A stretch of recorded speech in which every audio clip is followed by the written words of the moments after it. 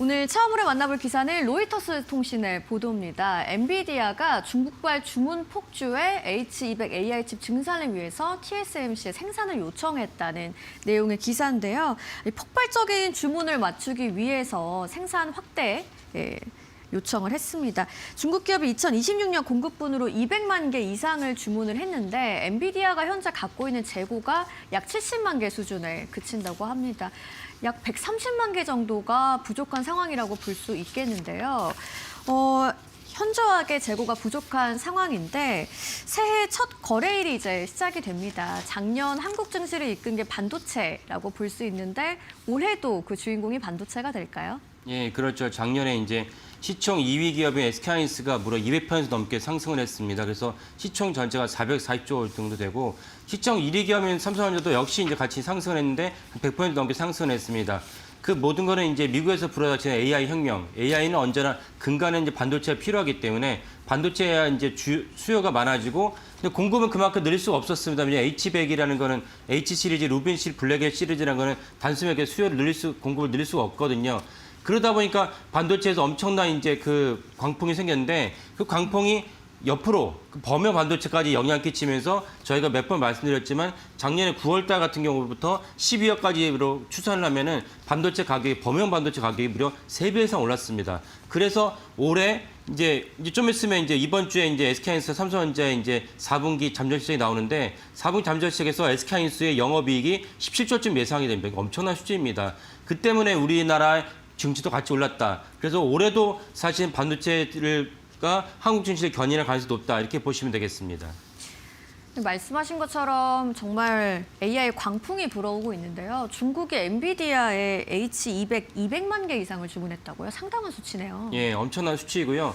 여기에 대해서 사실은 당연히 엔비디아의 CEO인 젠슨왕이 중국에다가 이제 반도체를 다 공급하고 싶었는데 거기다서 반발도 많았습니다. 그 미국 정계나 그 행정부 일부에 반발을 많이 했는데 그거를 다 무릅쓰고 이제 결국 H200을 갖다가 중국에 공급하게 됐다. 그랬더니 또 다른 어떤 뉴스가 나왔냐면은 중국 기업들이 사실 반도체를 별로 구매하지 않을 것이다 이런 뉴스도 있었고 시진핑 주석이 그 반도체에 대한 공급을 꺼려한다 하지 말라라는 뉴스도 있었지만 그 모든 것은 실제로 아까 오늘 처음 말씀드린 반도체 광풍, AI 광풍을 갖다가 사실은 폄하하는 잘못된 인식이다. 시진핑 주석도 AI 광풍과 AI에 대한 폭발적인 성장과 임팩트를 해서 인지하고 있어요. 인지하고 있기 때문에 사실은 가급적이면 이제 H200을 받고 싶어 하고 물론 이제 제일 좋은 거는 이제 블랙 시리즈 받고 싶어 하는데 그거는 이제 트럼프 대통령이 금지하니까 블랙보다는 하위 버전인 H200이라도 받았으면 좋겠다라고 이제 그런 인식을 하고 있고 인식에 대한 여파로 오늘 처음에 말씀드린 H200에서 200만 개를 주문했는데 근데 정작 그 갖고 있는 재고는 70만 개밖에 없으니까 TSMC에 요청을 해서 올해 2분기, 벌써 26년이니까요. 올해 2분기부터는 생산이 가능하다라는 것이 로이터의 단독 보도입니다. 근데 여기서 우리가 주목할 점은 무엇이냐면 TSMC가 사실은 이제 그 7나노 이하의 파운드리 분야에서 세계 독점 기업입니다. 그러니까 TSMC 영업이익률이 60%가 되는 것인데 그 독점 기업이라는 건 무엇이냐? 영업이익 60% 된다는 무슨 뜻이냐? 곳곳에서 TSMC 요청을 많이 했어요. 퀄컴도 요청하고 애플도 요청하고 그러니까 다시 슬롯이 다 꽉 찼어요. 반도체 공장 증설이 다 꽉 찬데도 불구하고 엔비디아 요청을 TSMC가 받아줬다는 이게 무엇이냐? 그만큼 양사가 우호적이라고 볼 수도 있고 그만큼 엔비디아는 TSMC가 야 원래 슬롯이 공장 증설이 꽉 찼는데 너네한테 할당할 물량이 없어. 그러면은 우리한테 더 많은 돈을 지불해야지 그 지불한 돈을 우리가 명분으로 삼아서 기존의 고객들을 설득할 수 있어. 이런 얘기가 있었다는 것입니다. 그래서 사실은 엔비디아가 그런 요청을 갖다 수용을 했고 TSMC가 그런 맥락에서 2분기부터 반도체 증설의 일부를 갖다가 엔비디아에다 할당을 했다. 이런 맥락이기 때문에 그만큼 TSMC랑 엔비디아가 우호적이면서 그만큼 또한 무엇이 할 수 있냐 영업이익이 되게 높다라는 것을 우리가 동시에 알 수 있는 대목입니다.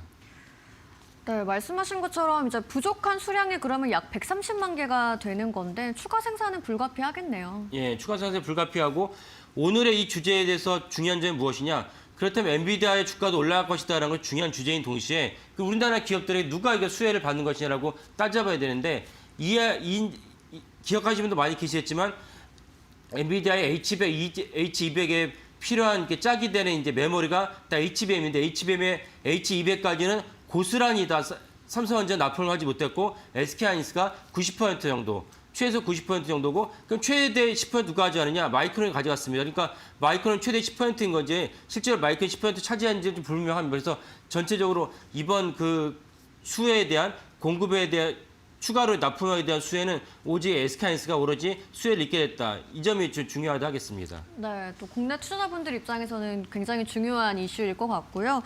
또 트럼프 정부가 H200 중국 판매를 승인을 했는데 25%를 정부에 납부를 하라고 했다고요. 예, 예. 그래서 재미있는 점이 무엇이냐면 트럼프 대통령과 시진핑 주석사의 미국과 중국 사이 엄청난 무역 분쟁이 발발하지 않았습니까? 무역 분쟁이 발발하니까 트럼프 대통령이 일단 관세를 때렸고 거기에 대해서 이제 중국도 같이 보복 관세를 때렸지만 마지막으로 결국 합의가 됐습니다. 얼마 전에 그 작년 11월에 끝난 APEC 정상회담에서 미중 정상회담, 미중 정상이 부산에서 만나서 이제 합의를 최종 도장을 찍었죠. 도장을 찍었는데 결국 트럼프 대통령이 원하는 방식 다 끝났어요.